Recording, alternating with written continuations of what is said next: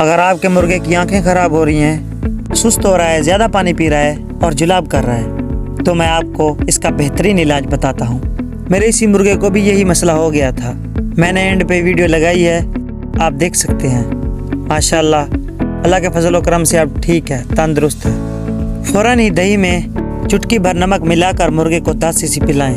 یہ آنتوں کو نرم کرتا ہے اور جلاب کو کم کرتا ہے۔ اور فلاجل سیرپ 3 یا 4 cc مرغے کو شام کو پلائیں۔